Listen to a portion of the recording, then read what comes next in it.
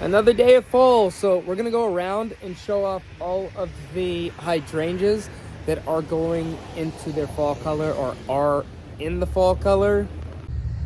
Now, if I kind of pan off to the side here, we do have a hydrangea that's not in its fall color, but it's starting to get there. This is one of the ones that kind of doesn't produce its color till a little later in fall, and it usually hangs onto its leaves all the way into winter time. Sometimes doesn't even fully drop its leaves till next year. So it kind of depends. My garden's kind of a protected area, so it doesn't really completely go dormant at times. Stepping further down out of this garden section, right in front of me is a little quickfire. So kind of similar to like the larger quickfire that we just kind of went over.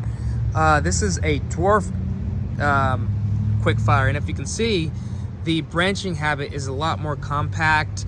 It's more full of leaves. They're not as spread out as the original or first one that I shown.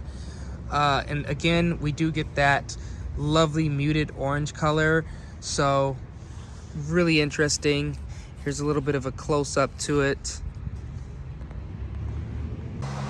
You know what? I found a couple Munchkin hydrangeas that are in fall color or almost there.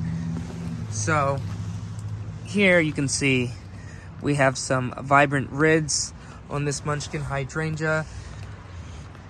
And still, we might still have the leaves all the way into fall because again, these guys don't like to drop their leaves not till about late in the year. Here's another that we have, again with the red colors.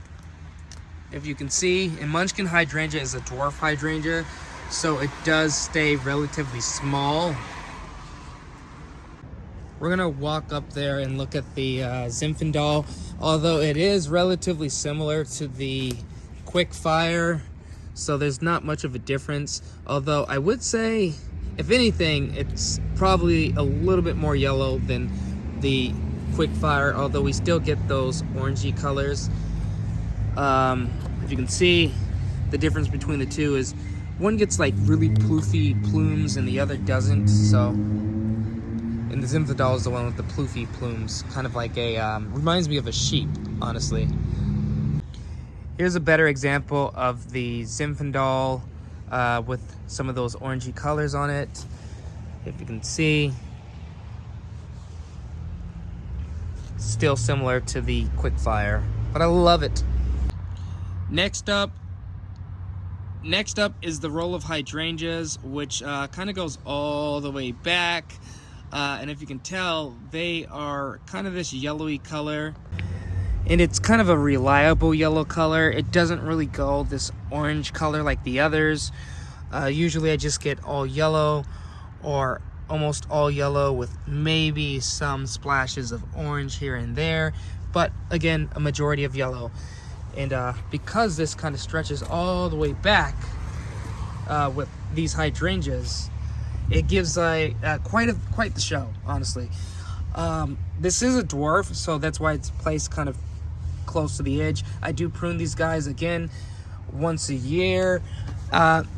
Sometimes with these ones, I don't even prune them a quarter back. I actually prune these guys maybe like half a quarter, like not even a quarter, honestly. Some of them I'll leave alone. I'll just prune out the crossing branches or dead branches, to be honest, and leave it alone or call it good. I will say the hydrangeas do go well with the hostas in this area. If you can see, we are getting some of those fall color hostas. These are blue mouse, so they're a dwarf hosta, and they just mix and commingle well with the actual hydrangeas. If you can see, they're placed in between the ferns and hydrangeas. Although we've shown off the quickfire already, I just wanted to kind of like show this area off because like they're so pretty. They grow throughout the entire garden and I love them. The last hydrangea I want to show is the ruby slippers. It's a bit more splayed out And if you can see, it's got all these red colors and kind of goes well with all the hostas in the background, as well as the heuchera. So I will see you guys next time. Until then, peace.